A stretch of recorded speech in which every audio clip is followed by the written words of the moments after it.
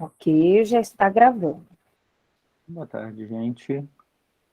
Damos início, então, a essa quarta sessão do nosso simpósio, a segunda sessão de hoje.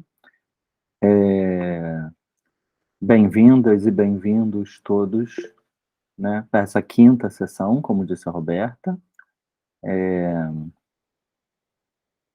E, então, nós teremos 4 apresentações agora à tarde, e vamos iniciar, portanto, com a apresentação do Cosme Freire Martins, com a comunicação intitulada Uma Crítica Decolonial da Obra de Monteiro Lobato e sua abordagem na educação básica. Então, Cosme, a palavra é sua. Você tem 15 minutos. Eu te aviso sobre o tempo no chat 2 minutos antes do fim, ok? Ok, vocês me ouvem bem? Boa tarde aí a vocês. Espero que a conexão não pise na bola agora, porque está tendo uns altos e baixos bem complicados aqui. Eu vou já apresentar aqui. Qual é o caminho que eu faço para apresentar slide? Você clica aqui nesse quadrado com a setinha para cima, que aí vai ter apresentar agora. Aí você clica ali e bota uma janela, que eu imagino que seja um PowerPoint que você vai apresentar, não é isso? Um PowerPoint. Pronto, uma janela, ele vai te dar as opções dos arquivos que vão estar abertos no seu computador, você clica ali no arquivo do PowerPoint e ele já vai começar a apresentar. Tá, só uma coisa, esse quadrado com a setinha é no canto superior direito, é isso? Ou não? No canto inferior da tela, né? Tem o microfone, a câmera, a mãozinha e o quadrado com a setinha. Tá bom. Muito bem.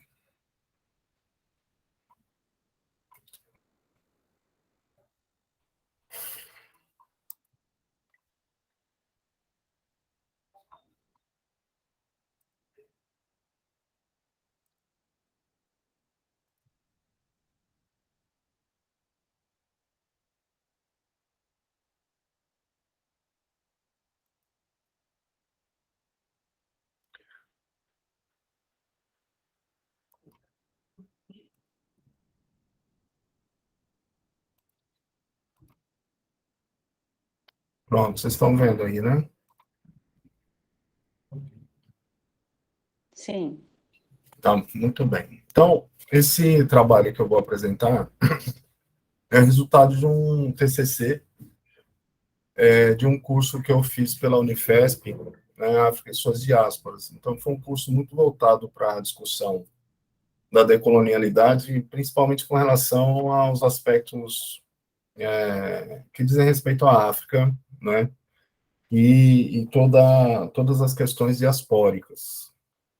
O meu orientador, inclusive, é um dos organizadores do evento e ele me convenceu a apresentar o trabalho. Tá? Então, vamos lá.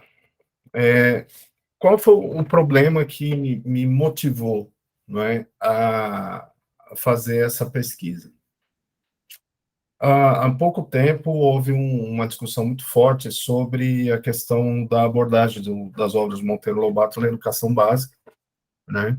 E aí o problema que eu busquei responder pensando como professor de história foi justamente esse. Devido ao caráter racista dessa obra, elas devem ou não serem abordadas na educação básica, né?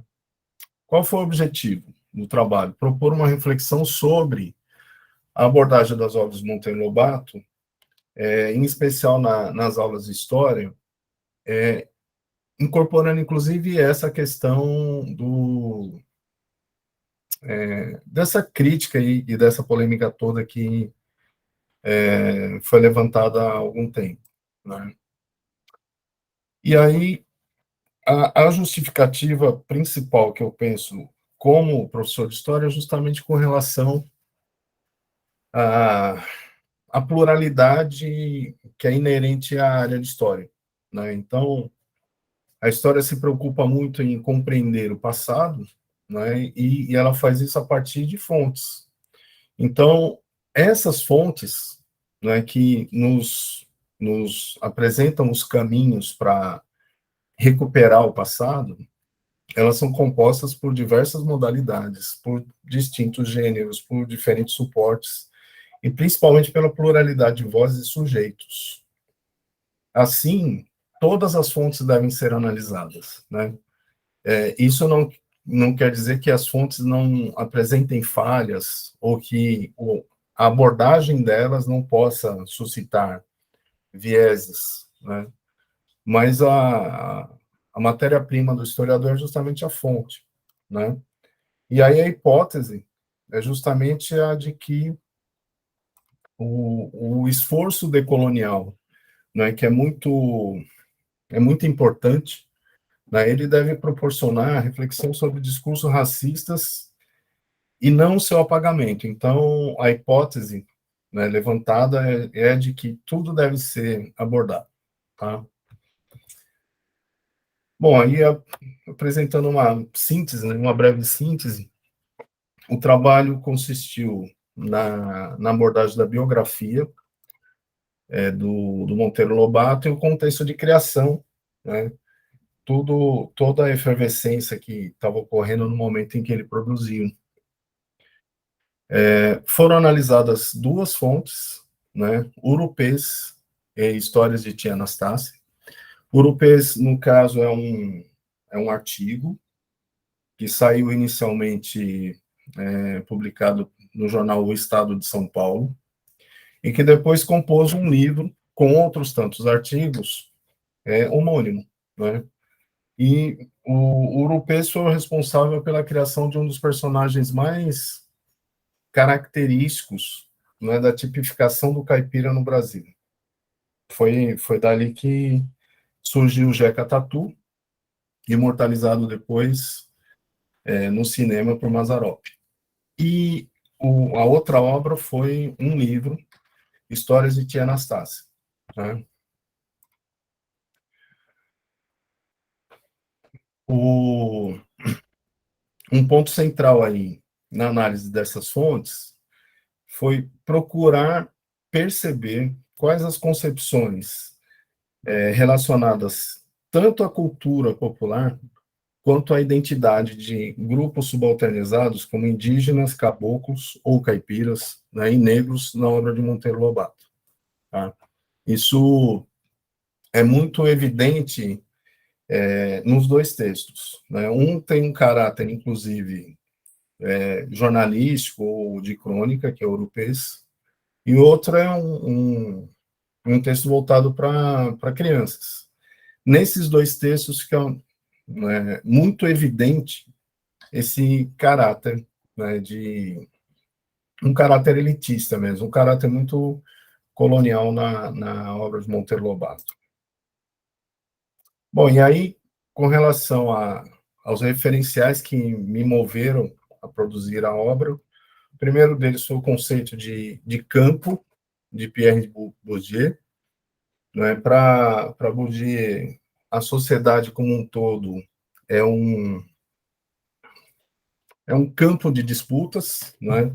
Ou a sociedade é formada por campos distintos de disputas, em que os diferentes sujeitos lutam para manterem-se nas posições que estão ocupando ou para galgar outras posições. E aí, para isso, eles se valem de capitais, né? Dependendo do campo, pode ser o capital cultural, pode ser o capital econômico, enfim. O segundo conceito bem importante para a concepção do trabalho foi o de escrevivência. A escrevivência, tá? Eu estou vendo agora aqui, escrevivência, de Lívia Natália, né, a partir da leitura que ela fez de Conceição Evaristo. Né? E esse conceito diz respeito a uma concepção de escrita casada com a vivência, né? Casada com a própria vida. Então, é escrever a partir de uma experiência, né? E essa escrita a partir da experiência, ela, no caso de Lívia Natália, ela se mostra muito significativa no caso das mulheres negras, Mas o conceito de escrevivência não vale só para esse, né, para esse público. Um terceiro conceito importantíssimo para discussão é o conceito de memória, de Jacques Legoff.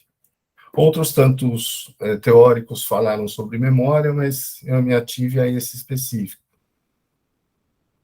Pensando na disciplina de história, o conceito de memória é muito significativo porque história e memória andam juntas, mas são distintas.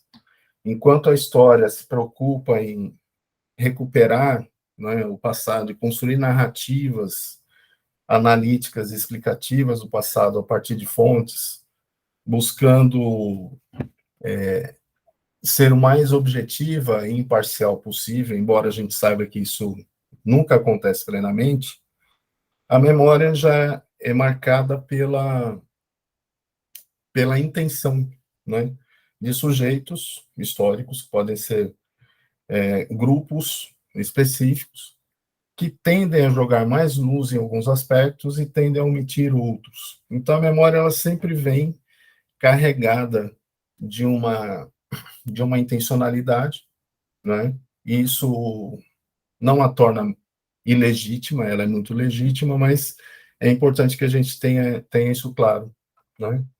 E o último conceito de racismo estrutural, né, que foi bastante desenvolvido aí pelo Silvio Almeida, e que se relaciona a um tipo de tratamento dispensado aos afro-brasileiros, e não só aqui, mas pensando especificamente no Brasil, em que existem uma série de mecanismos na sociedade como um todo, nas relações sociais, nas relações de trabalho, nas representações, na mídia, que de alguma forma subalternizam, de alguma forma discriminam, promovem preconceitos, de uma maneira tão eficaz, né, que alguns aspectos tendem até a se naturalizar, né? Então, a discussão, a consciência de que ele existe, a discussão de obras como essas de Monteiro Lobato, para a gente poder abordar esse tema, são bem profícuas, né? Isso em sala de aula, realmente, a ideia de que a discussão das obras de Monteiro Lobato para discutir esses problemas pode ser muito produtiva. Bom, e assim, de uma forma rápida, né, pensando nos resultados desse trabalho realizado, um primeiro ponto é perceber que o processo histórico é marcado por disputas de memória, né? E a gente vive um momento hoje em que essas disputas ganham uma dimensão muito significativa, né, em vários segmentos, mas quando a gente pensa especificamente na questão indígena ou na questão dos afrodescendentes no Brasil, isso é muito significativo. Uma segunda observação muito significativa é que o esforço decolonial ele tem muito o que alcançar ainda, porque no Brasil prevalecem concepções coloniais de várias dimensões, né? A sociedade brasileira, como um todo, ainda é muito elitista, é patriarcal, é uma sociedade racista, é eurocentrista, ou, mais precisamente, podemos dizer que é ocidentocentrista, já vista a hegemonia cultural que os Estados Unidos exercem a partir do século XX aqui. Terceiro aspecto diz respeito especificamente à história, né, e ao ensino de história, pensando na análise histórica. Essa análise ela é mais consistente quando ocorre um estudo de valores, interesses, discursos e ações dos diferentes sujeitos históricos. Então, o que se defende com esse trabalho é que o esforço decolonial, em vez de apagar determinados sujeitos, ele precisa problematizar as ações e os discursos desses sujeitos. Então, num caso específico de Monteiro Lobato, é mais importante trazê-lo à tona e problematizar a obra, questionar a obra, do que simplesmente impedir que os alunos tenham acesso, né, a essas informações. E, por fim, a formação para a criticidade, né, se nós, de fato, queremos que haja uma formação consistente para a criticidade, nós precisamos proporcionar aos alunos que eles consigam analisar diferentes vozes, né? Precisam ver o confronto de valores, precisam perceber as concepções que estão em jogo, as disputas que estão em jogo, as ações de diferentes sujeitos, né? Considerando o contexto de produção quando se refere a obras de arte, né? Então, nesse caso, especificamente, as obras da primeira metade do século XX, né? E os condicionantes sociais que agem sobre os autores. Tá? Por fim, eu apresento aqui as principais referências que eu usei, né? Principalmente com relação aos referenciais teóricos, e eu termino a minha apresentação.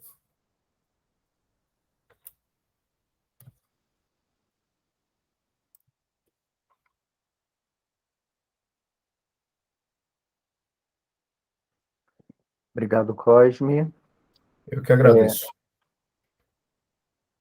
Vamos então dar seguimento para a gente ter um tempinho depois ao final para discutir. Eu passo então a palavra a Ilma Ribeiro de Mendonça Ferreira, que vai apresentar a comunicação intitulada Clara dos Anjos, Dimensões Sociais a partir do enlace entre a língua e literatura. Ilma, é com você. Oi, pessoal, boa tarde. Muito feliz de estar aqui com vocês. É o primeiro congresso de literatura do qual eu participo. Eu sou professora do Instituto de Aplicação Fernando Rodrigues da Silveira, CAPUERJ. Atualmente eu sou coordenadora de língua portuguesa. E a minha vinda para cá decorre de uma alegria que eu tive muito grande durante a pandemia, de trabalhar com os meus alunos esse romance fantástico que é Clara dos Anjos. Meu exemplar é esse daqui, que está todo rabiscadinho, né? E eu sempre tive muita preocupação em usar a literatura, né, como uma fonte de intersecção com a língua. Me parece que existe ainda muitos tabus em relação a você refletir sobre as questões da linguagem que criam seus efeitos de sentido tão marcantes, e especialmente, aí pegando a fala do Cosme, nas nossas questões de nós históricos, que estão todos vinculados à escravidão, e que são tão bem demarcados aqui no Lima Barreto, né, em Clara dos Anjos. Eu mandei para a Renata um e-book com as produções dos alunos, porque no segundo ano a gente, além de trabalhar período composto, que é a matéria do segundo ano, e junto com a escrita argumentativa. A gente, durante a pandemia, precisou readaptar os conteúdos, porque não fazia muito sentido apenas falar das questões de morfossintaxe, e eu vi uma oportunidade muito bacana para a gente fazer uma homenagem a essa pessoa fantástica, a essa pessoa brilhante e tão, como eu posso dizer, exemplar, no sentido de exemplo mesmo do que é um negro nesse país até os dias de hoje. Eu sou uma mulher negra e os percalços que a pessoa negra constrói quando quer ser um intelectual. Então, o Lima Barreto foi escolhido, a gente fez um e-book lindo, mas eu queria também trabalhar um pouco com vocês do que eu venho pensando no Instituto de Aplicação sobre esse entrelace entre língua e literatura. E, para isso, eu faço a leitura da cena final, né, da situação final do romance Clara dos Anjos, então contém spoilers para quem não leu o romance. Quando a Clara dos Anjos vai se encontrar com a família do Cassie Jones, que estava desaparecido, e aí tem essa seguinte narrativa. Da parte do pai do Cassie: minha filha, eu não posso te fazer nada, não tenho nenhuma espécie de autoridade sobre ele, Cassie Jones. Já o amaldiçoei demais. Ele fugiu e eu já esperava que essa fuga fosse para esconder mais alguma de suas ignóbeis perversidades. Tu, minha filha, te ajoelhaste diante de mim ainda agora, quando Clara pede, por favor, ajuda da família, porque ela está grávida do Cassie Jones. Era eu que devia ajoelhar-me diante de ti, para te pedir perdão por ter dado vida a esse bandido que é o meu filho. Eu, como pai, não o perdoo, mas peço que Deus me perdoe o crime de ser pai de tão horrível homem. Minha filha, tem dó de mim, desse pobre velho. E aí essas caracterizações, né? O pobre velho, né? As ignóbeis perversidades do Cassie Jones são constatações que são possíveis pela categorização dentro da gramática dos sintagmas nominais. E para essa comunicação, eu escolhi falar sobre justamente o momento em que Clara dos Anjos se dá a conhecer quem de fato ela era. Aí ele vai narrando aqui o narrador. Minha filha tem dó de mim, desse pobre velho, que amargura do pai, que há 10 anos sofre as ignomínias que meu filho espalha por aí, mais do que ele. Não te posso fazer nada, perdoa, minha filha. Cria teu filho e me procura assim, e aí o velho tem uma crise. E quando Clara dos Anjos volta para casa, ela começa a perceber quem ela era na sociedade, né? Na rua, Clara pensou em tudo aquilo, naquela dolorosa cena que tinha presenciado e no vexame que sofrera. Agora é que tinha a noção exata de sua situação na sociedade. Fora preciso ser ofendida irremediavelmente nos seus melindres de solteira, ouvir os desaforos da mãe do seu algoz, para se convencer de que ela era uma moça, não era uma moça como as outras, era muito menos no conceito de todos. Bem fazia adivinhar isso seu padrinho, coitado, foi o padrinho que teve essa noção antes. A educação que recebera de mimos e vigilâncias era errônea. Ela devia ter aprendido da boca dos seus pais que a sua honestidade de moça e de mulher tinha todos por inimigos, mas isso ao vivo com exemplos, claramente, como ele deixa isso aqui muito claro ao longo do livro. O bonde vinha cheio, olhou todos aqueles homens e mulheres, não haveria talvez, entre toda aquela gente de ambos os sexos que não fosse indiferente à sua desgraça. Ora, uma mulatinha, filha de um carteiro. Então, demarca-se aqui nesse texto, nesse momento, a constatação de Clara dos Anjos sobre quem ela era, né?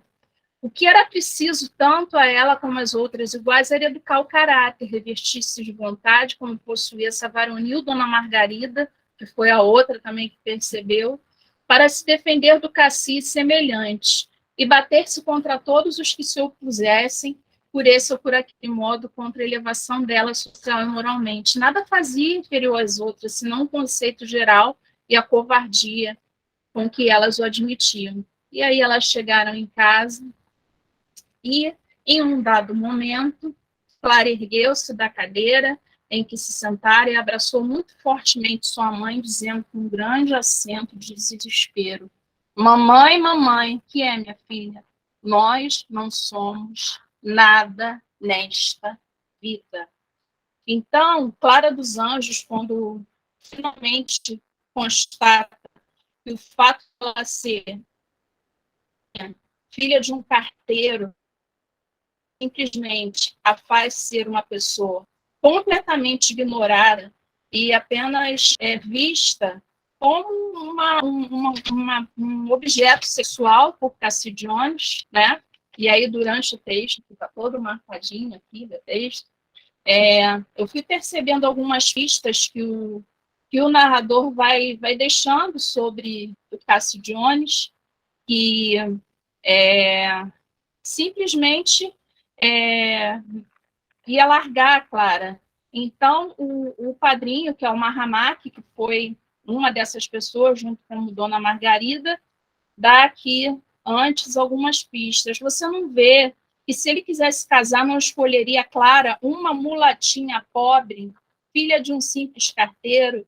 Então, é um romance cheio dessas pistas, mas que essas pistas precisam ser enxergadas por nós, professores, nós, docentes, e a forma que eu tive de pensar na análise dessas pistas foi por meio da construção dos sintagmas nominais, né, relativas a esse enquadramento de Clara dos Anjos como simplesmente nada na sociedade, uma mulatinha, filha de um carteiro, e que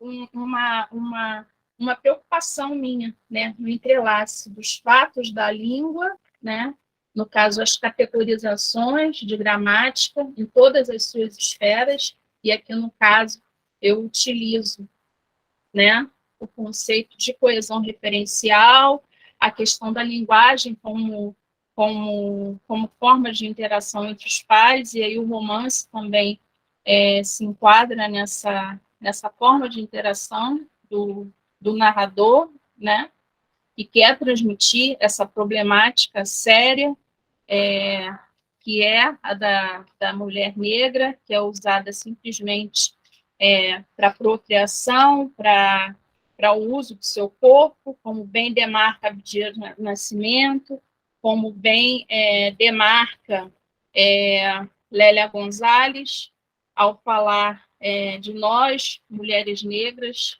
e dos homens negros, e é isso. E eu me lembrei aqui agora do Monteiro Lobato, né, quando fala lá da carta dele, falando com algum intelectual, que ele diz no bonde, né, dos indivíduos dentro do bonde, que eram todos negros, mulatos, e de como seria o impacto também de uma análise da obra do Monteiro Lobato numa intersecção com a obra do Lima Barreto, porque eu acredito mesmo que são influências, e defendo também Cosmo. E Negrinha, por exemplo, é um conto bárbaro do Monteiro Lobato, precisa ser olhado por meio desse questionamento de como a sociedade via a pessoa negra, sabe? E mesmo Monteiro Lobato, racista, ele não pode ser exterminado da sala de aula, assim como Lima Barreto, que era totalmente sensível às questões do negro, da negra. Ele aqui fala sobre uma jovem, uma menina negra, embora fale sobre muitas questões dentro desse livro, como habitação, né, a questão da mobilidade social, dos indivíduos que habitam o subúrbio, Joaquim dos Anjos, que é um carteiro, a Dona Margarida, que é aquela mulher firme, né, europeia, e que tinha tanta noção de quem era Cassidiones, o Mahamak, que é o padrinho de Clara dos Anjos, que é assassinado por Cassidiones, e que era um arrimo de família. Então, o Lima Barreto pega esses indivíduos que moram nesse subúrbio, que são desconhecidos daquela sociedade, e ainda hoje desconhecidos, e transforma tudo isso nesse romance belíssimo. E eu tive o prazer de ler com os meus alunos, de fazer algumas propostas de redação e também de trabalhar a construção gramatical. É isso. Obrigado, Ilma. Passo então a palavra a Karen de Oliveira Miranda, que vai apresentar a comunicação intitulada João do Rio e a Rua, Espaços de Memória e Resistência Cultural. Boa tarde a todos e a todas. Vou compartilhar a tela. Não sei, já está aparecendo para vocês? Sim. Sim? Obrigada. Eu me chamo Karen Miranda, eu sou mestranda em Teoria da Literatura e Literatura Comparada pela Universidade do Estado do Rio de Janeiro. Eu sou orientada pela professora Carmen Lúcia Negreiros de Figueiredo, e eu estudo os processos de subjetivação da Belle Époque carioca e a sua relação com os espaços em transformação a partir das crônicas de João do Rio. Hoje eu trago um recorte do meu estudo que se enfoca na relação visceral em que os sujeitos estabelecem com os espaços urbanos. Como essa relação constrói espaços repletos de memória e resistência. Para fundamentar o estudo, eu usarei sobretudo a crônica Rua, que consiste numa conferência proferida por João do Rio, no ano de 1905, em homenagem à inauguração da Avenida Central, que hoje é conhecida como Avenida Rio Branco. Além dessa, também usarei crônicas que foram publicadas na revista Cosmo e na Gazeta de Notícias entre os anos de 1904 e 1911. E essas crônicas estão presentes tanto nas coleções A Alma Encantadora das Ruas, como Vida Vertiginosa e o Cinematógrafo. Antes de entrar no tema, propriamente dito, cabe apresentar esse célebre literato que contribuiu de forma significativa para o cânone literário. João Paulo Emílio Cristóvão dos Santos Barreto, há controvérsias quanto a esse nome completo.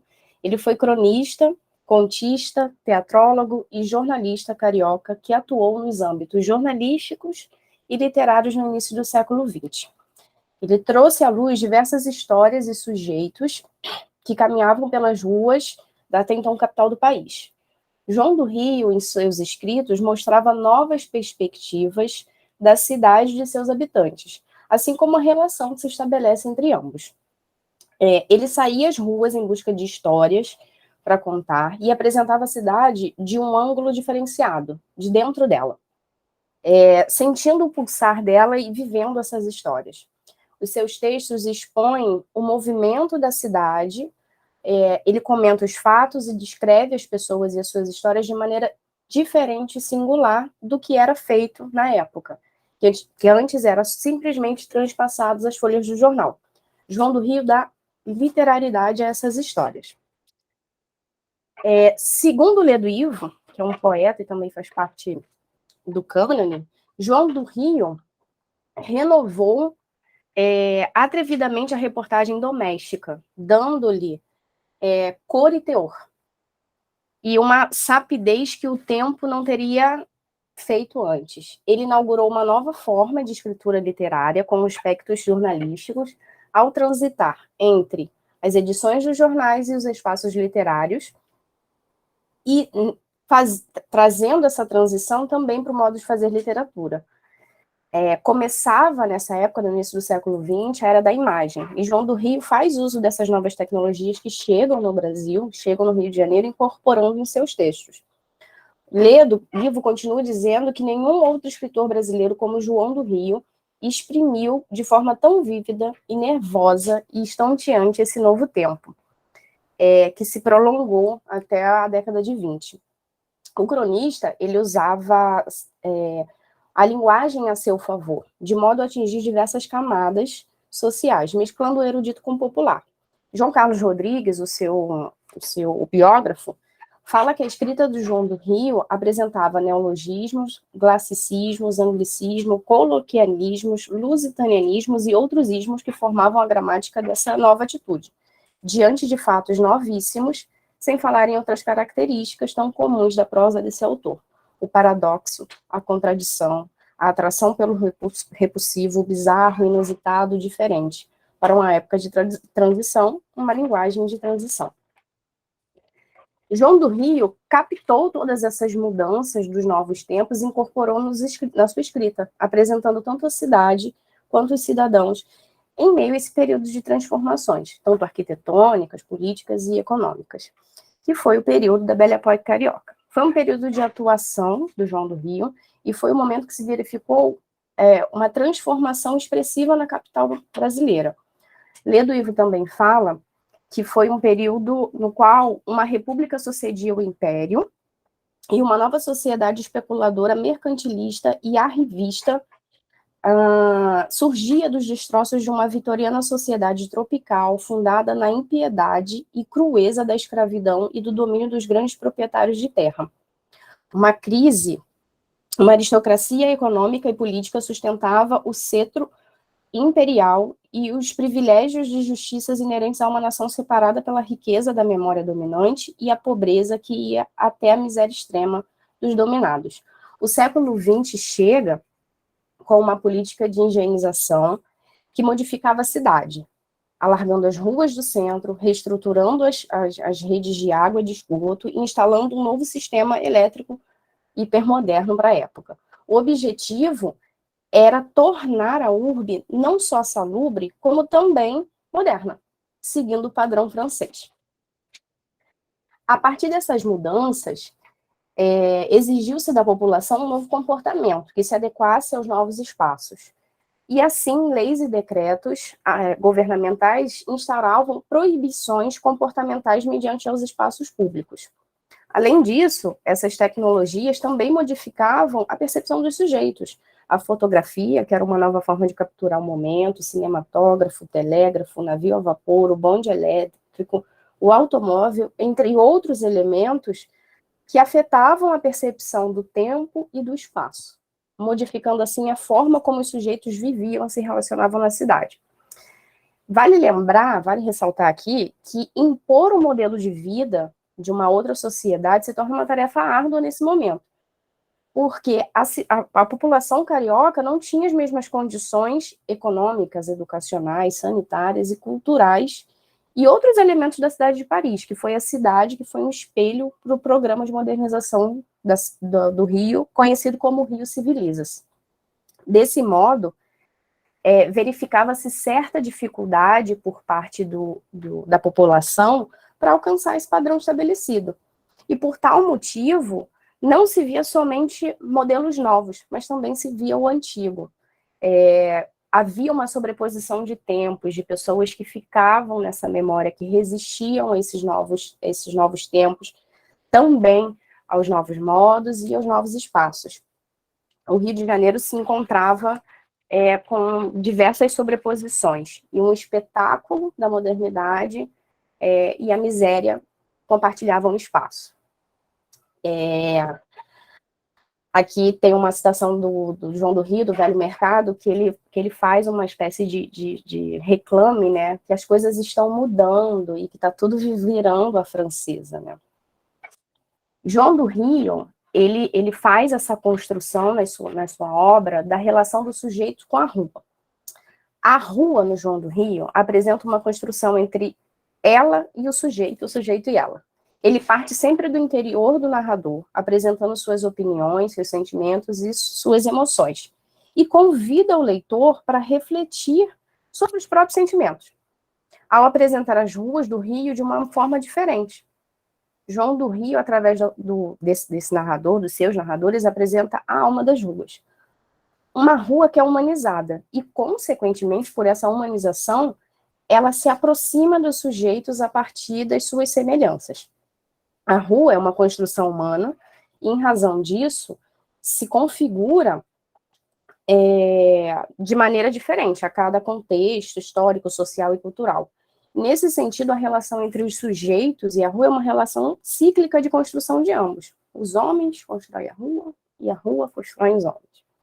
E a rua onde se constitui toda a vida do sujeito urbano, onde se constrói sua história, estava mudando. E é nesse momento que João do Rio vai mostrando essa resistência dos sujeitos. Essas mudanças, todas essas mudanças provocavam na população diversos sentimentos, e um deles era o sentimento de nostalgia. Afinal, na cidade, a cidade que eles cresceram, que eles nasceram, que eles se constituíram, estava mudando, e o sentimento de pertencimento daqueles que nela habitavam estava desaparecendo.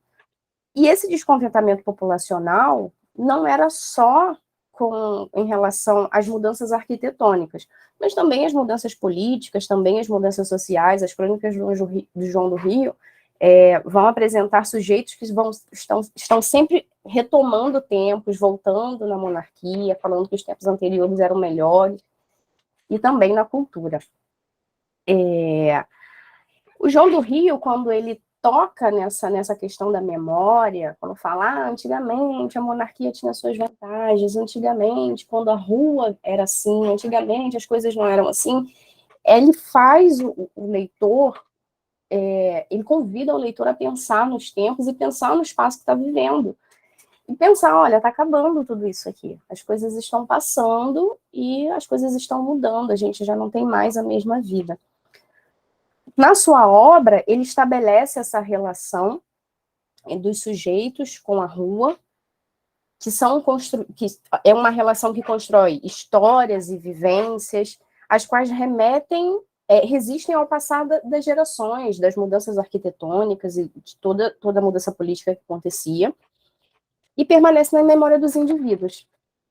João do Rio, com essa riqueza de detalhes, que ele vai desde o nascimento das ruas e dos homens, ele não só descreve a vida urbana dos cariocas, diante das grandes modificações, mas ele também convida esses leitores ao exercício de reflexão, ao revelar como diferentes aspectos da modernidade alteravam a própria vida da cidade, a própria vida dos sujeitos, e conduz o olhar desses sujeitos para lugares e histórias que ficavam perdidos no tempo, que ficavam esquecidos no tempo, fazendo com que essas histórias, esses sujeitos e toda essa cultura da rua fosse relembrada e revivida. E assim ele afetava a sensibilidade dos leitores, ativando a memória através da literatura e trazendo reflexões também para o tempo presente. Obrigada.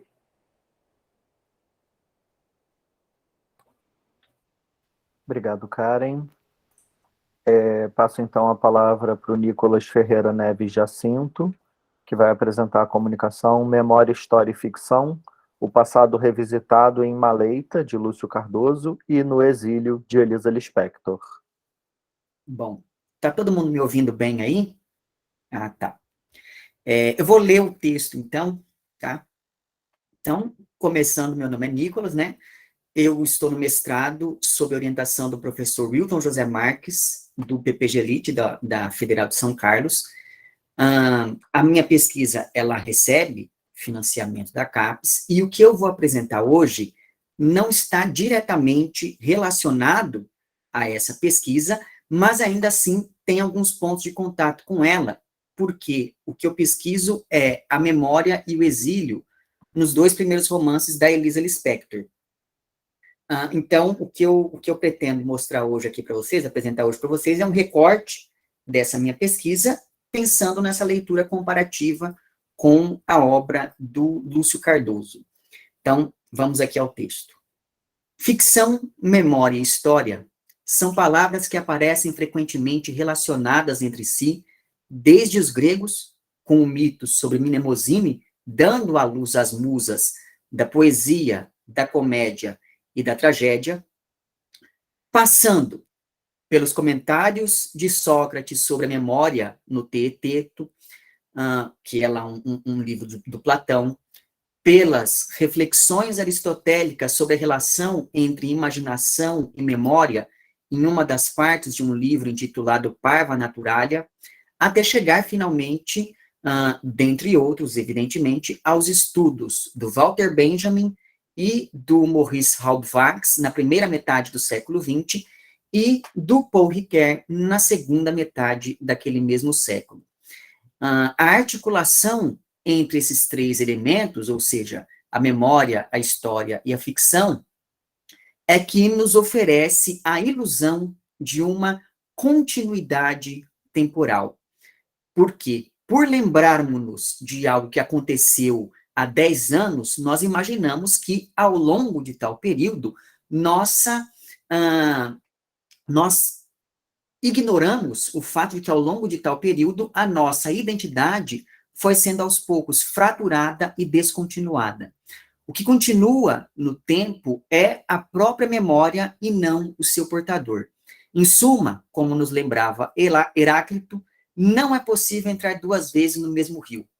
a narrativa de memórias, seja aquela desencadeada pela ficção ou aquela organizada pela história, é, nesse sentido, uma tentativa de nadar contra a maré, juntando os estilhaços de um passado ausente e pontuado pelo esquecimento.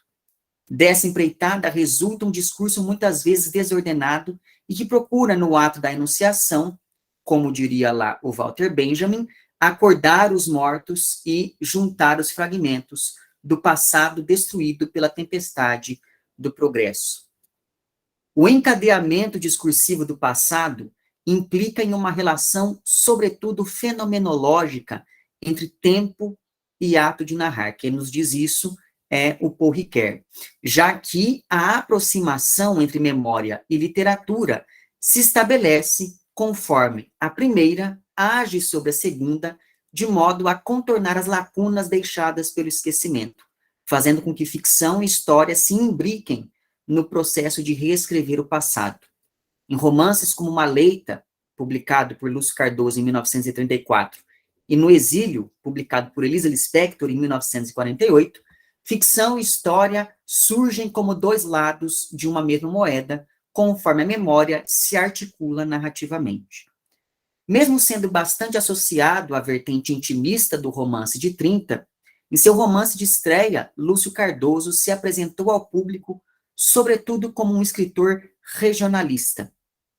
A mudança na dicção cardosiana ao longo dos anos se explica, sobretudo, por aspectos contextuais da época de sua estreia.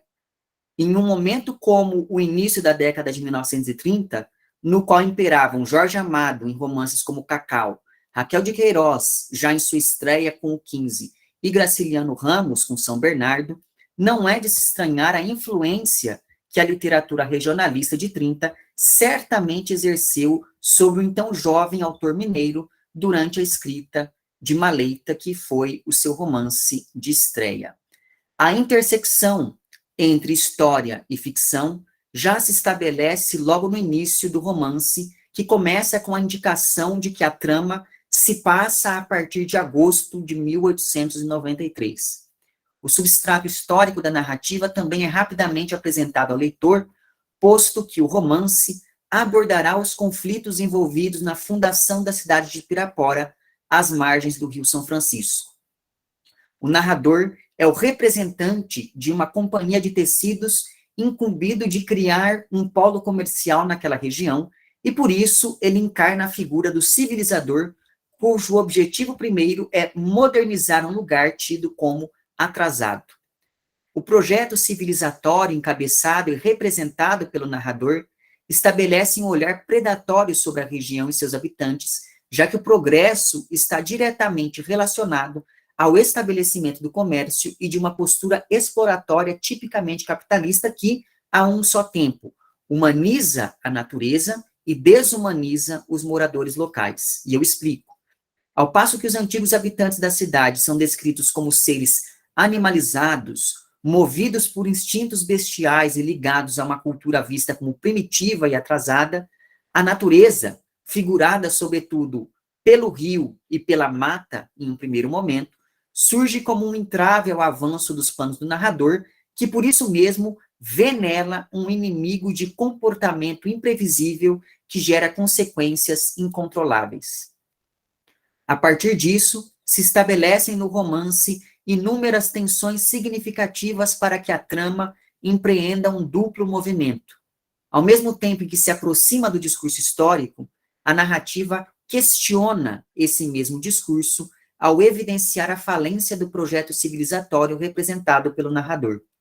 Sobre isto, é curioso notar como, de início, a modernização aparece representada principalmente pela iluminação por velas na região.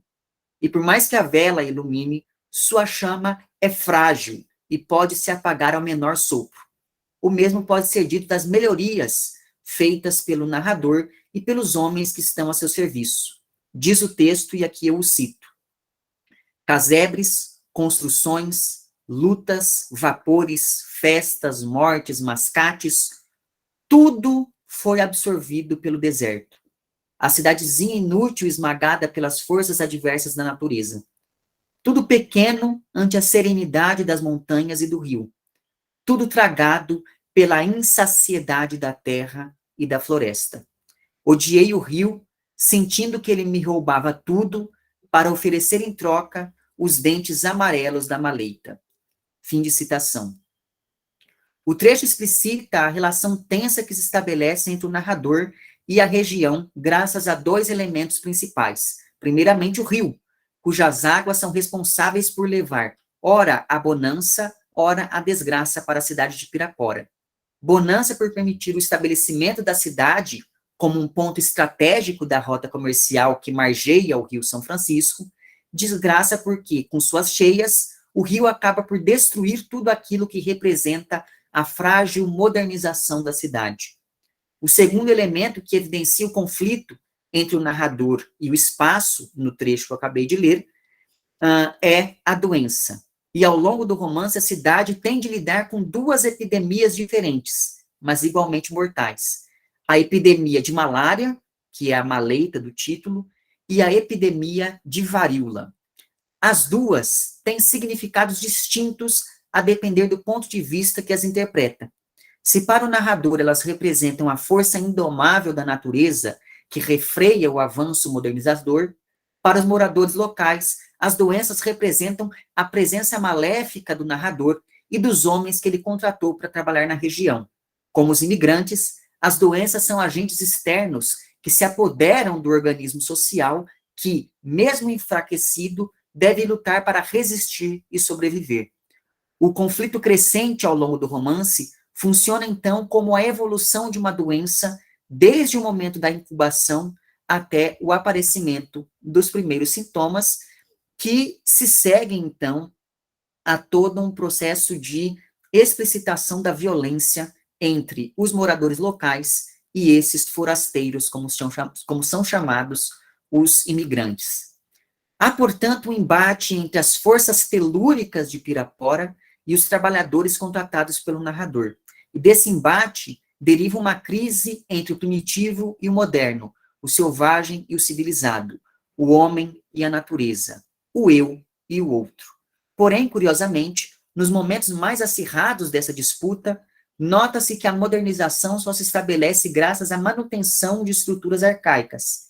Para disciplinar os moradores da região, o narrador apela primeiro para a prisão de alguns infratores, mas chega ao ponto de chicotear em praça pública os reincidentes até, finalmente, mandar instalar no centro da cidade um tronco da época da escravidão.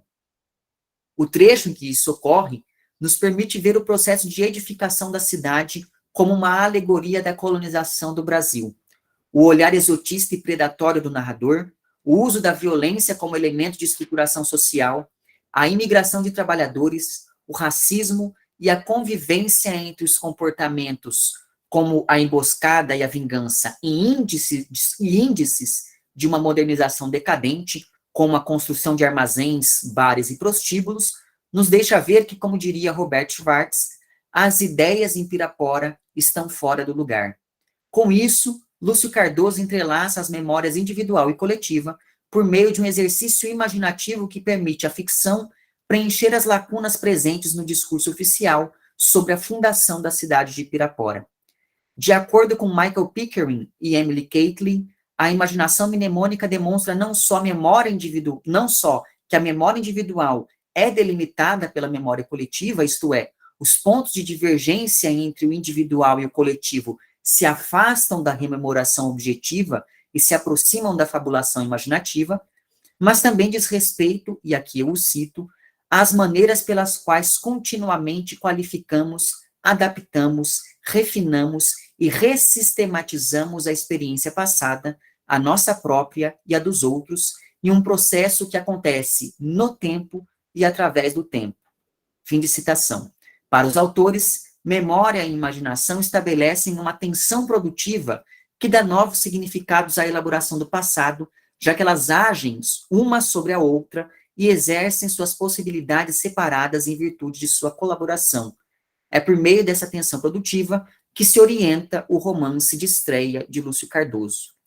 Já no caso de No Exílio, segundo romance de Elisa Lispector, deparamos-nos com um processo que particulariza ainda mais a apropriação do discurso histórico pela ficção. No romance, publicado em 1948, nós acompanhamos a descrição do trajeto de uma família de judeus que parte do leste europeu e chega ao Brasil, e essa trajetória ganha áreas de verdadeira odisseia, na qual se sobressai a memória dos lugares por onde os personagens passaram no seu degredo. Ademais, os recursos temporais constantes no romance fazem com que um passado ainda mais remoto emerja na narrativa, aproximando história e memória coletiva, conforme oferece ao leitor substratos que nos permitem identificar as raízes dos problemas enfrentados pela família da protagonista. A fratura no discurso ficcional observada nos últimos capítulos do romance alça a narrativa à posição de testemunho historicamente respaldado, graças a uma profusão minuciosa de descrições eivadas pela subjetividade rasurada da protagonista. Na confluência entre espaços e idiomas, Lisa, a personagem central, vai aos poucos se isolando em seu próprio silêncio, conforme sua postura nômade se aprofunda. Eu já estou acabando já.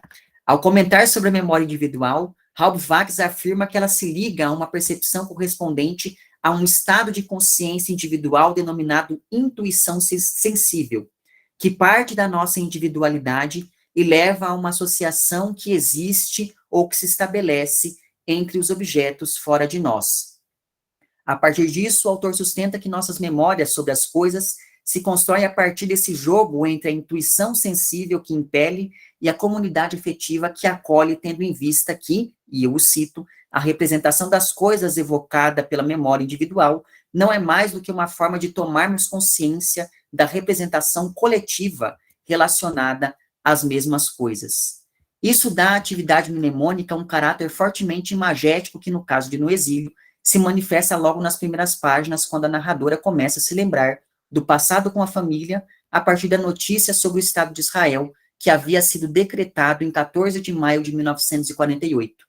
O contraste entre o conforto e o alarido da estação de trem no presente e os momentos de fuga silenciosa em uma carruagem no passado cria uma sequência tão descritiva que as imagens formadas a partir dessa sequência funcionam como fotografias que se aproximam por uma lógica de causalidade, e que a criação do Estado de Israel no presente justificaria ou validaria o sofrimento do passado.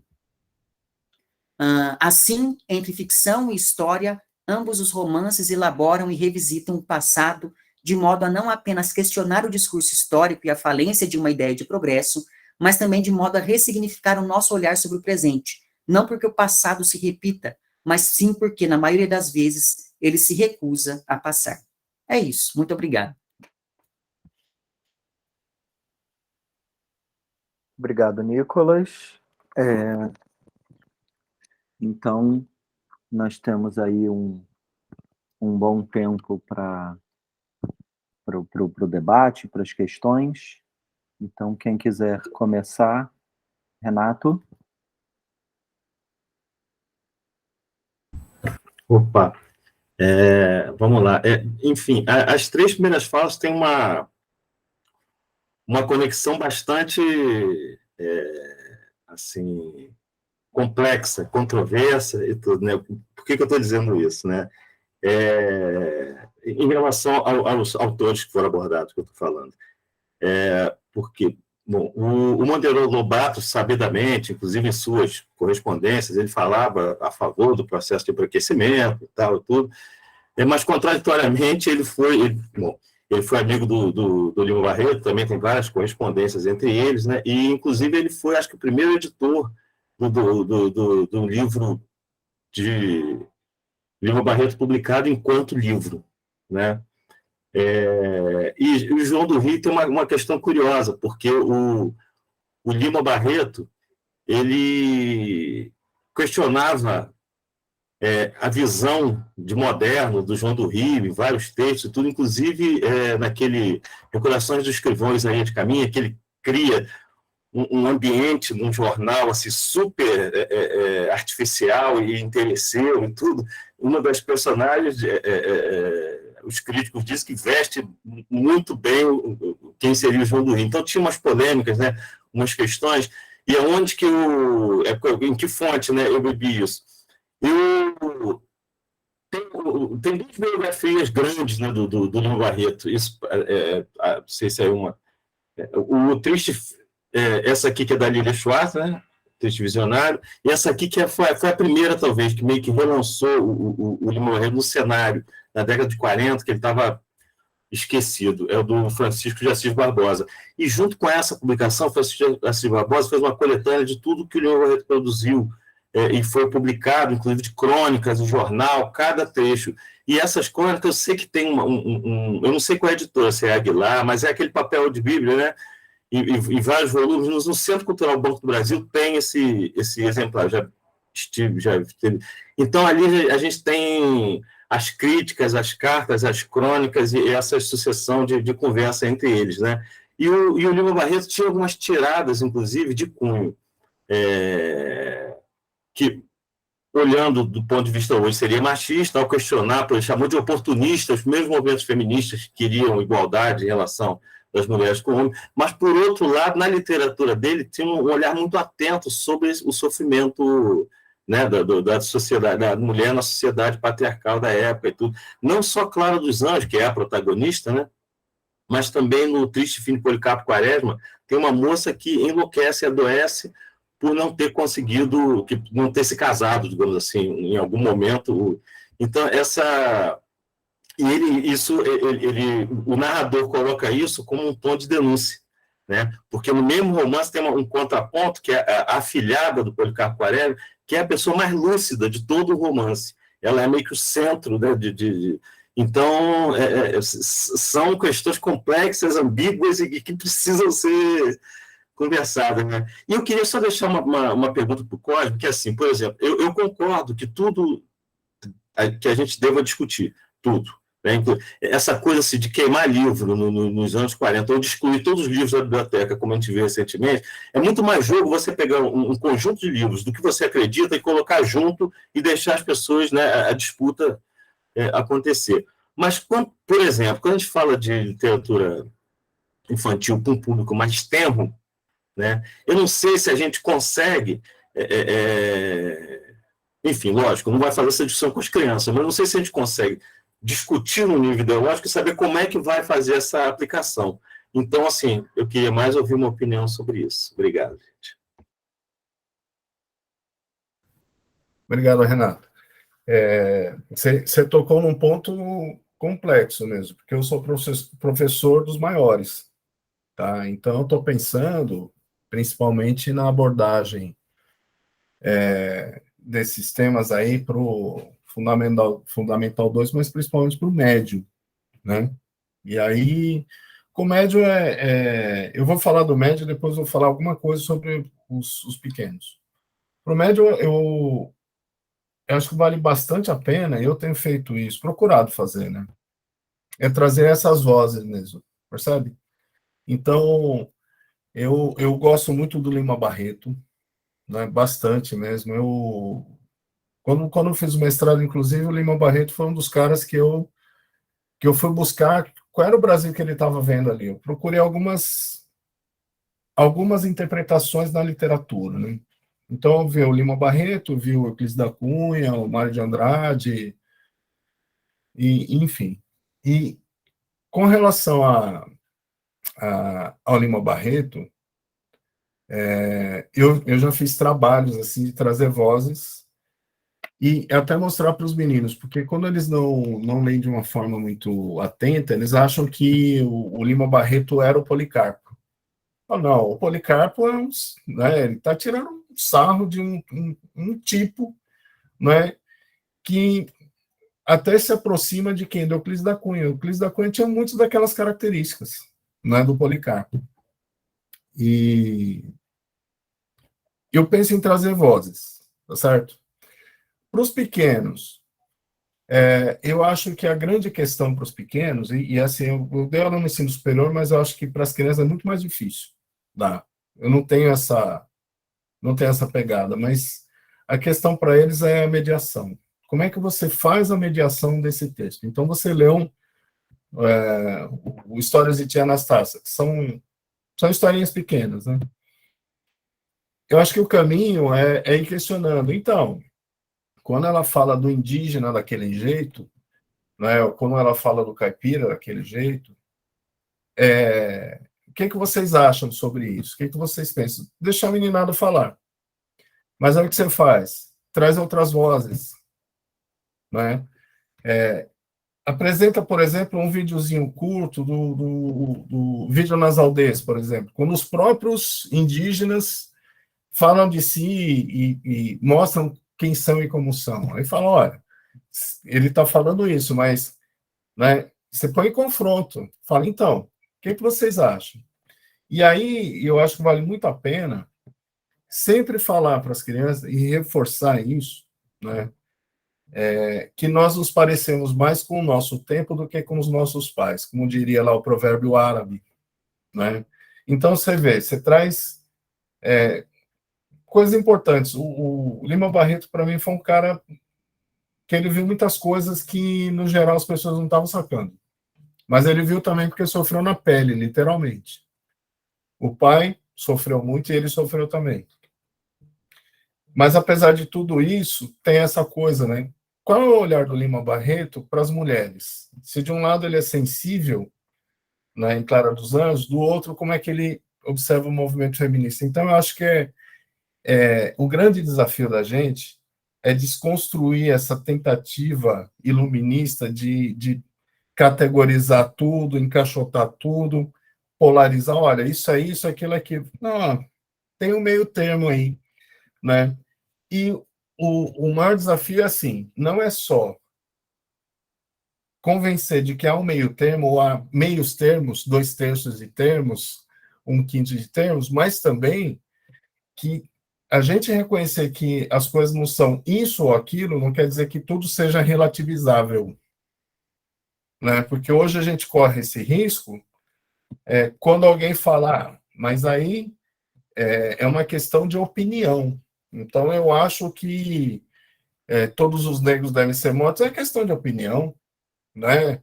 Eu tenho a minha liberdade de expressão. Então, você percebe, existe uma complexidade também na abordagem, né? Porque quando você traz tudo isso, você pode cair numa armadilha de o tiro sai pela culatra, né? Mas com as crianças, quem sabe trabalhar mesmo, quem faz uma boa mediação vai fazendo isso, vai trazendo as vozes, as falas, os discursos, inclusive comparando, né? Como é que era no passado, como é que é hoje, sabe? É o que eu imagino.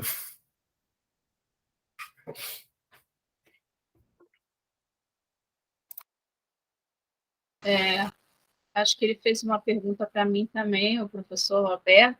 Eu ainda não tive estômago para ler a biografia da Schwartz, e o Lima Barreto me é muito caro, porque ele toca profundamente com a história dele, na minha história de vida pessoal.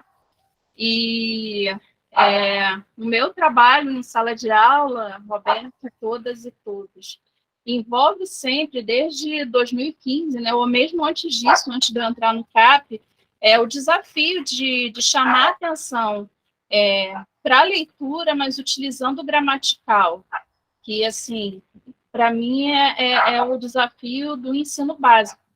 E é muito interessante, Renato, o que o Lima Barreto despertou nesses meus alunos, não apenas com essas análises que eu fiz, né, dos sintagmas, de como a Clara dos Anjos era vista, e aí tem esse embate que vocês sabem conversar muito melhor do que eu, do Lima Barreto, e acredito eu que pelo tempo, né, dele, de escrita desse romance, que foi um romance escrito, se eu não me engano, ele já estava internado no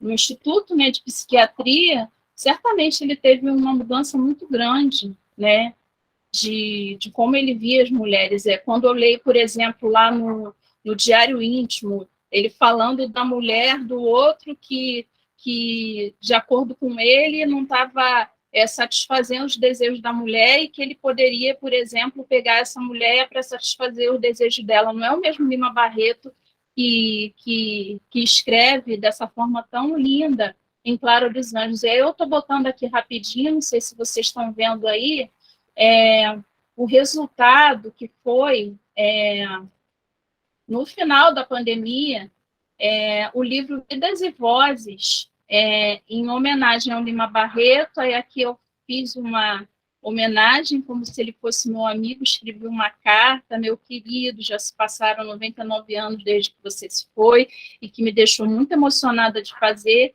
E vem os projetos dos alunos, que começa com uma carta, um diário, né? E aqui todos os meus alunos escreveram esse diário, se colocando no lugar da Clara dos Anjos. Hoje, dia 16 de 11 de 1910, foi ao cinema com minha professora de costura. Ela veio me buscar para pedir permissão à minha mãe e ao meu pai, eles deixaram. E aí mostra como é interessante você trabalhar a literatura falando sobre as questões postas no livro. E aí também aqui um diário da Engrácia, e aí todos os alunos fizeram, são 333 páginas, fizeram diários, fizeram cartas. Aqui, no caso, foi uma carta também que eu pedi para que eles fizessem, se passando pelo Cassi Jones. Aqui uma notícia de jornal: o corpo de um homem encontrado. O corpo foi encontrado próximo ao esgoto a céu aberto nessa quinta-feira, dia 16, na parte da tarde. Ele foi identificado como Mahamaki dos Anjos, e aí ele confundiu, né? Botou o Mahamaki lá como sendo da família da Clara dos Anjos, mas isso daí não tem problema nenhum. O que eu queria mesmo era que eles entrassem nesses livros. E, assim, nesse tempo que eu tenho de sala de aula, Renato, eu tenho tido muitas surpresas bacanas, né, com esses autores. E mesmo os autores que são assim, difíceis de serem trabalhados, se tornam mais, como é que eu posso dizer, contextualizados através desse levantar de possibilidades dos elementos da língua e dessas propostas de redação. E eles gostam muito de fazer. Todos eles, gente, ricos, pobres, moradores do morro, moradores da Zona Sul, todos eles ficam muito equiparados e são muito sensíveis às questões sociais. Em Vidas Secas, no Curtiço, em Clara dos Anjos, os livros antigos, como em Conceição Evaristo, que eles amam. Estou lendo agora com eles Niquetes, que é o livro do vestibular, que eu estou no 3º ano. Então, eles ficam empolgados com essas produções. Tá? Abração. Poxa, parabéns, hein? Um lindo trabalho aí, hein? Obrigada.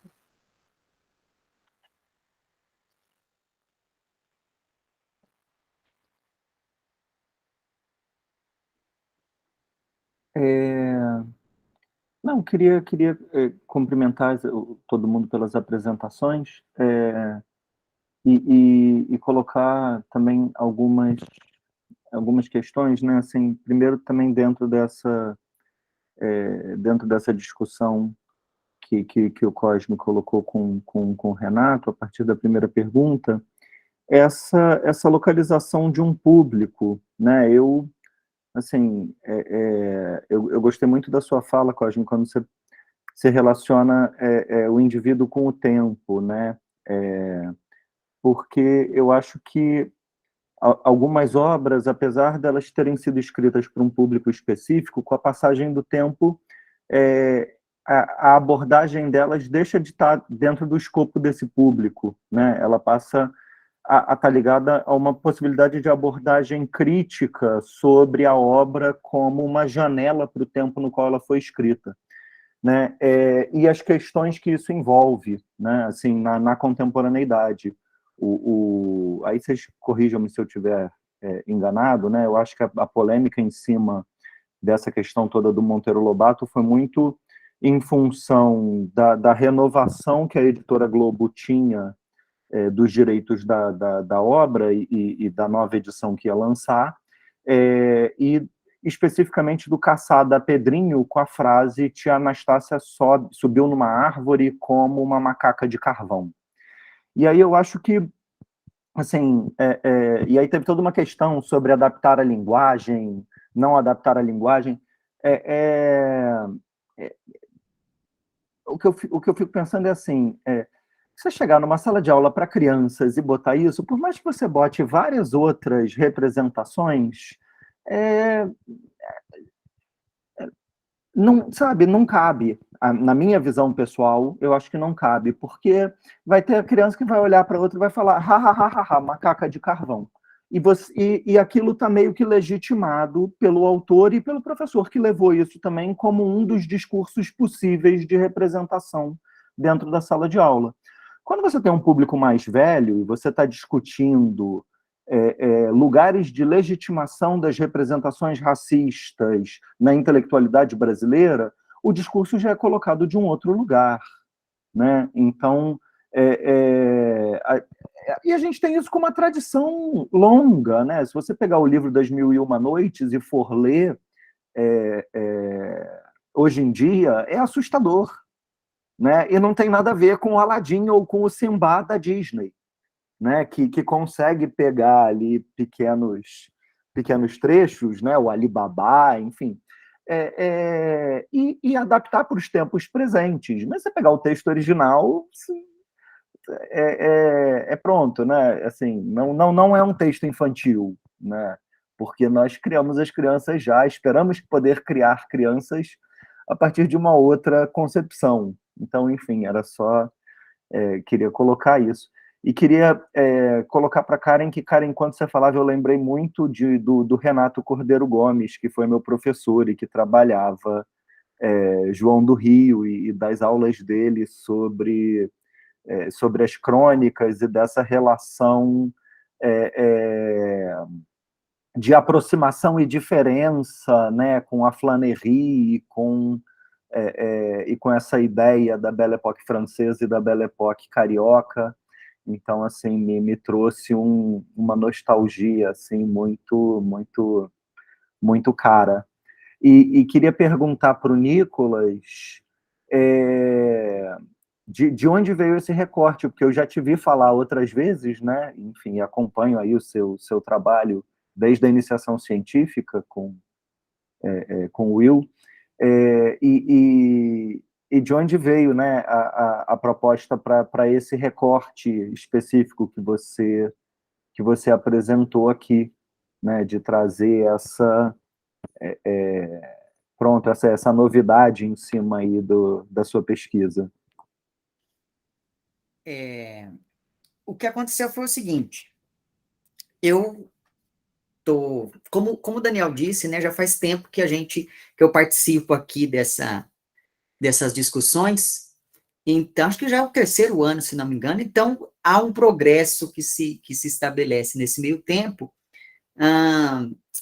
e do ano passado para cá, eu vim trabalhando, né, na versão final da dissertação, e uma das sugestões que me deram, quando eu fui, enfim, apresentando esse meu projeto, esse meu trabalho ao longo do tempo, foi o seguinte, porque a visão que eu colocava no projeto de início era uma visão que via a questão do exílio, por exemplo, na obra da Elisa Lispector, de maneira muito distanciada da literatura brasileira.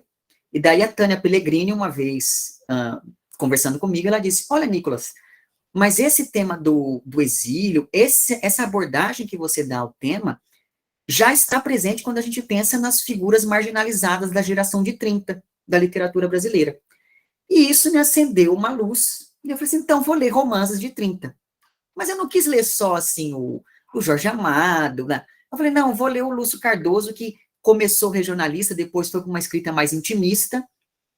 E conforme eu fui lendo, principalmente o Maleita, é que eu fui percebendo essa similaridade na obra dele com a obra da Elisa, né? Principalmente pensando em como eles dois aproximam a memória do discurso historiográfico, então me pareceu uma leitura bem interessante, bem produtiva para poder trazer aqui, pensar a Elisa junto com o Lúcio agora.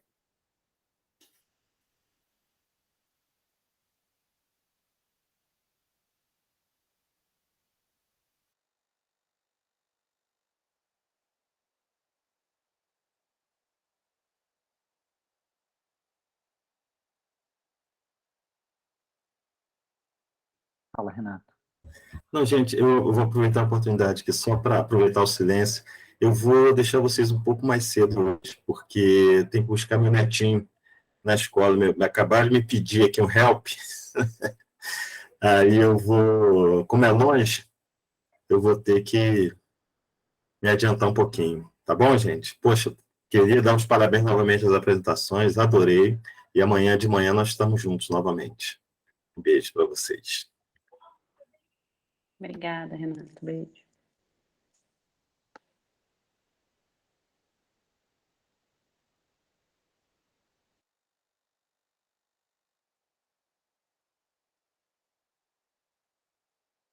Estamos tímidos e cansados do almoço? Cadê as questões?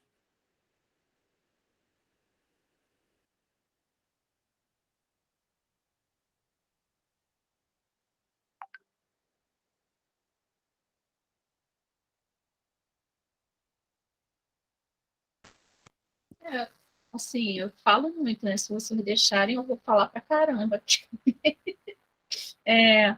Eu fico muito curiosa, porque assim, fiz o meu doutorado em língua portuguesa, né? Também peguei uma bolsa do programa de pós-doutorado em língua portuguesa, mas assim, eu aprendi que a literatura é muito mal explorada na sala de aula, sabe? E que os professores de língua, me parece, né, que têm muito medo de falar, fazer algo que não seja compatível com os estudos literários, mas eu queria até ouvir de vocês também, de ver a literatura como um gênero, né? Assim como a gente tem o gênero jornalístico, né? Todos os gêneros do jornal, né? Todos os gêneros da literatura, o poema, o conto, a crônica, esse grande gênero que é o romance, e se existe esse tabu, né? Na análise de vocês sobre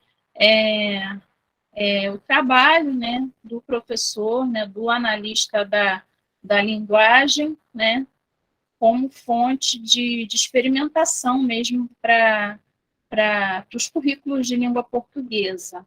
É isso. Se vocês querem falar também, se não quiserem, não tem problema.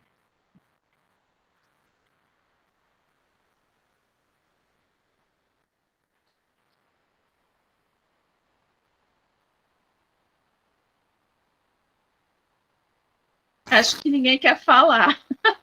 Eu vou então, desejar ótima tarde a todos e parabenizar os apresentadores, os idealizadores do simpósio. Maravilhoso, estou acompanhando desde o primeiro dia. Ontem, no finalzinho da tarde, eu não pude ficar, que eu tive que sair para um compromisso com meu filho também, não pude ver o final. Então, hoje eu vi vocês belamente de vermelho, maravilhosos. E aí eu aumento a minha responsabilidade para apresentar amanhã, né? Porque esse nível de apresentação. Então, parabéns a todos, excelente tarde, adorei até aqui. Espero poder fazer um pouquinho próximo ao que vocês fizeram até aqui. Obrigado, Ângela. Até amanhã.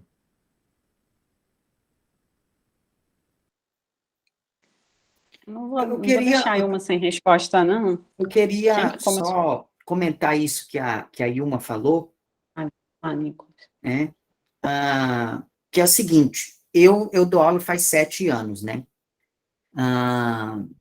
E nas minhas aulas, particularmente, eu sempre tento trabalhar com textos de literatura, principalmente com conto, porque eu acho que conto é um tipo de texto que você consegue assegurar que o aluno vai ter algum tipo de contato, né? Porque você passa um romance, o aluno tem que ler na casa dele, eu não sei como é o ambiente na casa do aluno, então eu gosto de trabalhar com conto, que eu chego, leio ali com o aluno mesmo, a gente já discute, etc e tal.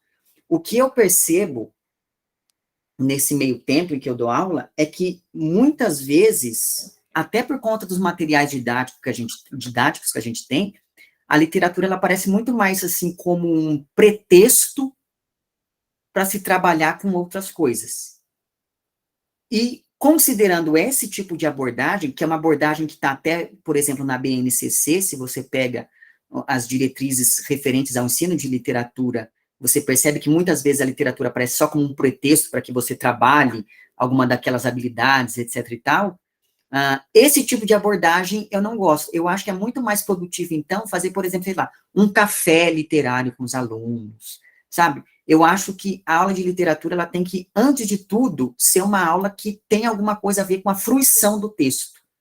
Antes da gente pensar em como ensinar o aluno a analisar o texto, é interessante ensinar esse algo que não é tão palpável assim, digamos. Né? Principalmente, eu acho que se você fizer isso desde os anos iniciais, né, desde lá do 7º ano, quanto melhor for o seu trabalho nesse aspecto, mais interessante vai ser depois para poder trabalhar com as análises em si. Pelo menos é isso que eu tento fazer quando eu estou na sala de aula. Então, é só isso que eu gostaria de dizer. Cosme?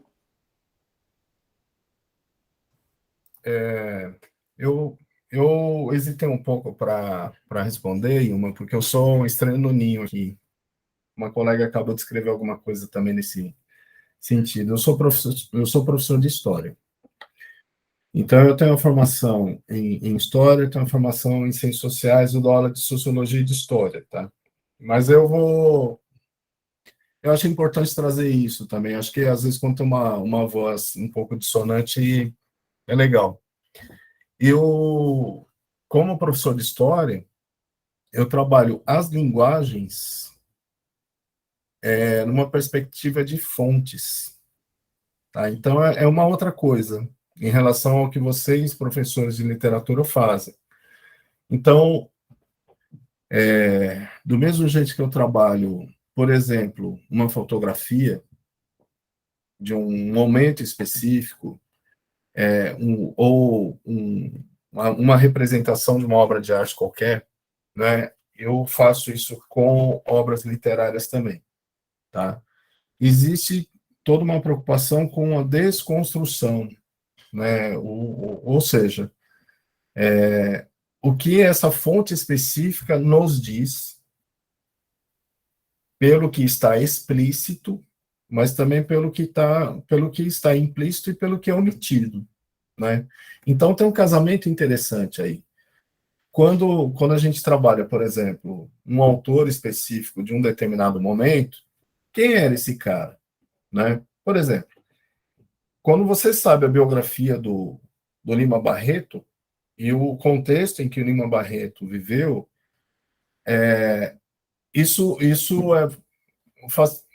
essas informações facilitam muito a leitura da obra do Lima Barreto, né? Ou porque o Lima Barreto, naquele momento específico, escreveu desse jeito, já no fim da vida escreveu de outro. Então, tem esse casamento de quem escreve, de qual contexto, né? E qual o propósito. Então, a gente fica sempre buscando, olha, está escrevendo para quem e por quê, né? Uma obra de arte qualquer. Ou aqui em São Paulo, tem o Monumento às Bandeiras, né, que o pessoal daqui apelidou de deixa que empurra, empurra, empurra, que é o monumento do Brecheret, que já foi muito questionado também, mas vamos pensar, quando é que aquele monumento foi construído? Né, com qual propósito foi construído? Ele, inclusive, foi construído para concorrer ao centenário da independência, só que o projeto dele foi derrotado, né? Pelo Brecheret, aquilo lá estaria no Parque do Ipiranga. E por que as bandeiras? Né? Como é que os indígenas são representados no monumento? Então, esse trabalho que a gente faz com as fontes em geral é feito também com a literatura. Tá? E eu concordo, acho que o Nicolas falou que muitas vezes os próprios livros didáticos apresentam a literatura como pretexto. Mas não é só a literatura, a iconografia como pretexto, né? A história em quadrinho como pretexto. E a gente perde oportunidades que poderiam ser muito ricas de aprofundar a leitura, né? O conhecimento daquele gênero específico e tirar informações dali. Né? Porque em história, o grande desafio como é que a gente consegue informações das fontes sem comprometer muito essa leitura que a gente faz delas. Tá? Eu não sei se eu respondi, mas eu acho que na minha área é o que eu consigo fazer de mais produtivo.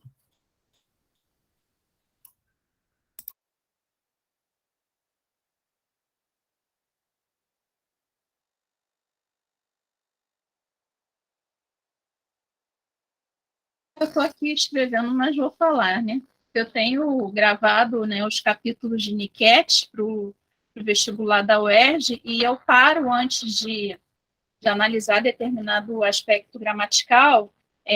São 100 minutos de aula, então são 40, acho que 44 capítulos de Niket, né, do vestibular da UERJ, que eu estou trabalhando no 3º ano agora e estou aplicando essa metodologia e tem dado bastante certo, sabe? Então, assim, não é... Eles gostam de escutar, né? Eu acho que a geração gosta de escutar e tem feito bastante efeito sobre minhas turmas. Então, eu gravo o capítulo, paro 15 minutos só para a escuta do capítulo e dali depois vem uma enxurrada de colocações, né, de opiniões, né, de tudo sobre o capítulo. E eu também estou com um desafio muito grande. Eles leram, entre aspas, no ano passado, o Defeito de Porco, né? Defeito de Porco é um tijolo de cor, mas não comigo, com outro professor.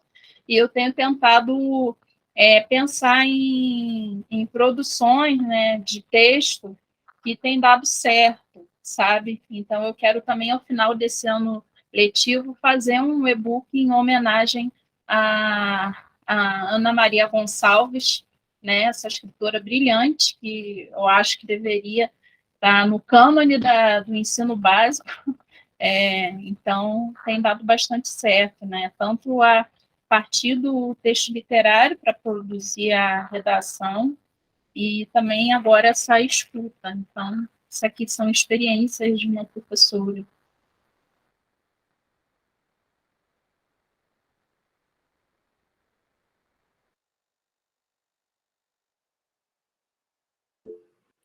Fala, Alisson. Boa noite, pessoal. Queria parabenizar todo mundo, primeiro. Eu não sei se eu tenho uma pergunta exatamente, mas um comentário, talvez, uma sugestão, que seria para o Nicolas. Porque quando ele respondeu para o Daniel a questão de como ele chegou no Lúcio, né, me lembrou muito o trabalho do Luiz Bueno. Eu não sei se você tem... enfim, sim. De como... Porque lá, quando ele vai falar do Romance 30, né, ele vai tocar na Clarice e no Guimarães Rosa justamente para discordar, eu acho, no lugar que a gente coloca a Clarice e o Guimarães Rosa, partindo para o Romance 30. Falando como lá no Romance 30 já tem muita coisa, né, e muita coisa que a gente discute em relação a Clarice e Guimarães Rosa já está lá. Aí eu queria saber se você já, enfim, já leu o Luiz Bueno, o que você acha do que ele postula lá em relação ao que você trouxe aqui. E também para Karen, porque eu não conheço muito a obra do João do Rio e essa época, mas me chama a atenção como, em relação ao João do Rio, mas também em relação ao Lima Barreto, como a cidade surge muito nessa discussão, né? Eu sou da contemporânea, eu trabalho no Brasil. E a gente também fala muito de cidade. Eu acho que, fazendo uma relação, talvez, do que eu trouxe para o Nicolas, como você, não sei se você tem contato muito com o contemporâneo, mas como que você acha que o João do Rio talvez antecipa muito daquilo que a gente discute em relação à cidade no contemporâneo? Se você pensa na cidade para além dessa época do início do século XX. Seria isso. Obrigada. É muito curioso essa questão que a gente sempre, quando lê João do Rio, esses dias eu estava relendo algumas crônicas, uma vez, numa atividade de estágio, a gente fez uma dinâmica que era pegar uma crônica, tirar o título, tirar o nome do autor e a data. E a crônica, se eu não me engano, acho que foi O Povo e o Momento, que conta a história, né, ela está presente na Vida Vertiginosa, que conta a história do narrador em relação... que ele faz uma pergunta para um estrangeiro que está no Rio de Janeiro, fala, o que você acha do povo, do momento? O que você acha do momento agora?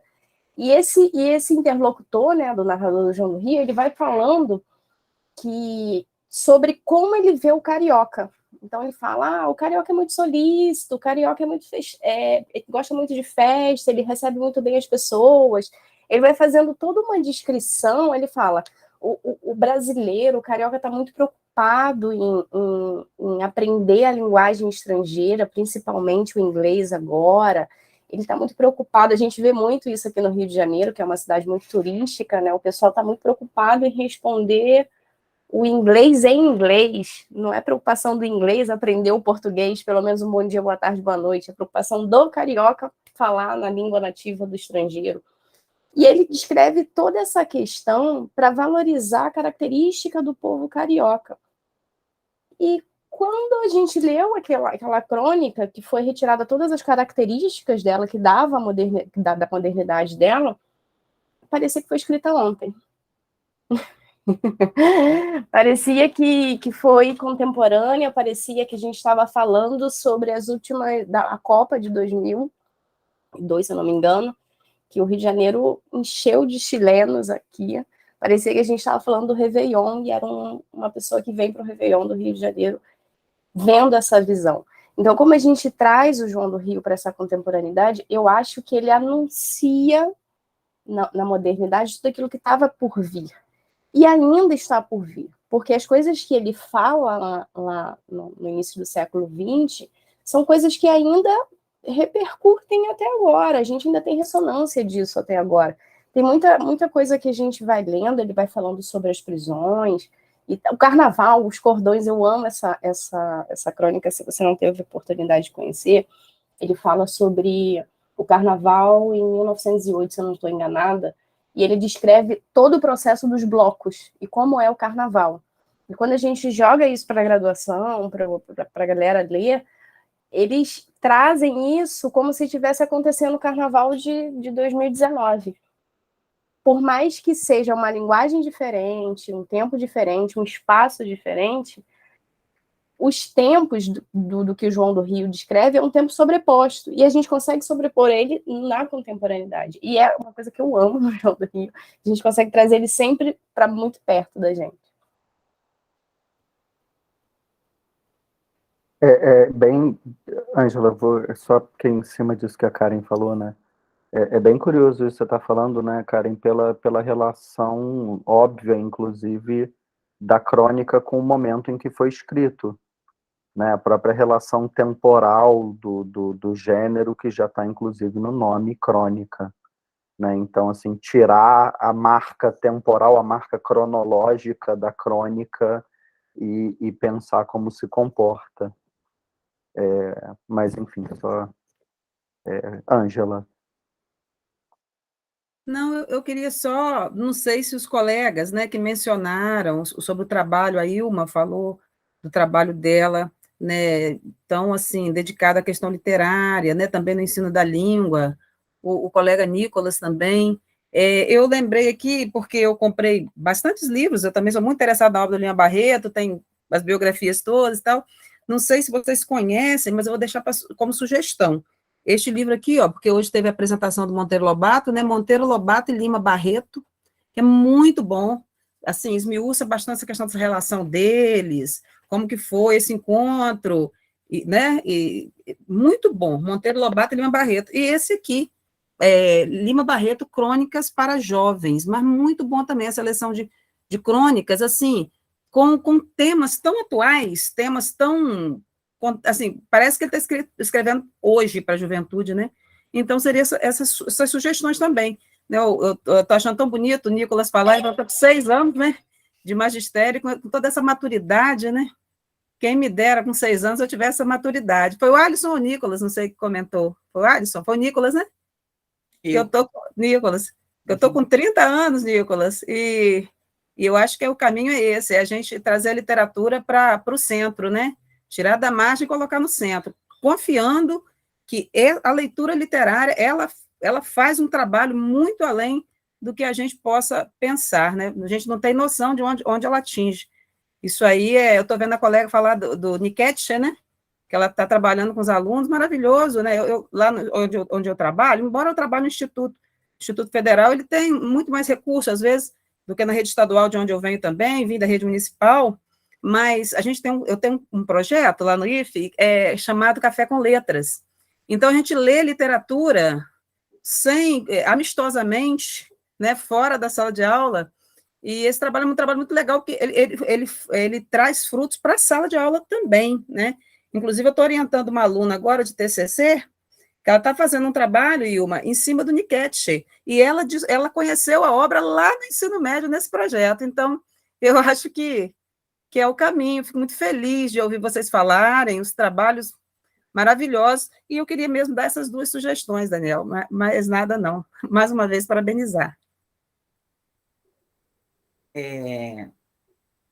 2 coisas, né? Aproveitando o gancho que a Ângela deixou, eu gosto bastante de trabalhar desse modo também, de tirar uma obrigatoriedade da leitura. Então, não leva, você vai ler para responder um questionário, não, leva o aluno para a biblioteca, ele lê o livro que ele quer, aí depois que ele pegou o gosto, aí você vai orientando para um lado e para o outro. E o Alisson tinha me perguntado se eu concordo ou não com o posicionamento do Luiz Bueno, né? Antes de estudar a obra da Elisa, eu estudei a obra da Clarice também. E eu concordo muito com o que o Luiz diz.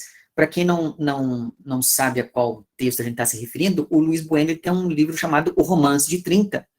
E logo na introdução desse livro, ele contra-argumenta, digamos assim, ele tenta rebater alguns argumentos da crítica clariciana, principalmente, que diz que ela inaugurou o não lugar na literatura brasileira, pensando em como, na obra da Clarice, ela vai e esfumaça, digamos assim, né, elementos ligados à cor local, etc, etc. E o Luiz Bueno diz, não, na verdade, isso já estava presente na literatura intimista da década de 30, e ele usa, principalmente lá, o exemplo do Cornélio Pena, né, com a menina morta, e o exemplo do Lúcio Cardoso, também, né, que a partir do 3º romance dele, que é A Luz no Subsolo, ele também, essa questão mais de cor local, já se apaga, e eu concordo muito com ele. Eu acho que essa leitura que as pessoas tentam privilegiar a Clarice,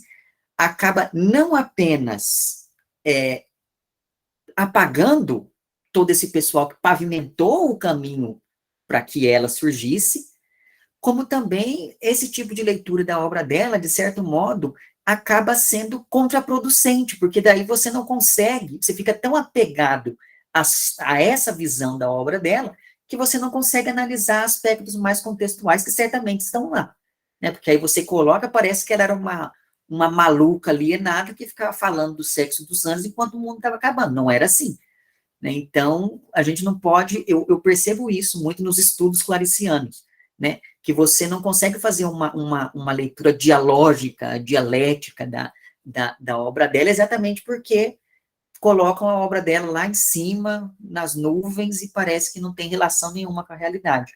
Então, quando eu li isso no livro do Luiz Bueno, eu falei, aleluia, alguém passou uma rasteira nesse povo e trouxe a Clarice um pouco mais para o mundo dos mortais de novo, que eu acho isso muito importante, né?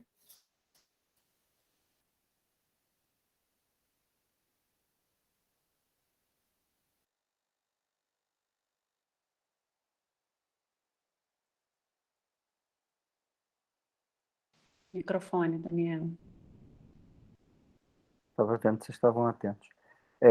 Alguém tem mais alguma questão a colocar? Algum comentário a fazer? Ou a gente pode encerrar essa sessão da tarde aqui? Bem, então, agradeço a todas e todos que apresentaram na mesa e continuamos, então, amanhã, às 8 da manhã, com a nossa 6ª sessão do simpósio. Obrigado, gente. Obrigado, pessoal. Boa tarde aí. Tchau.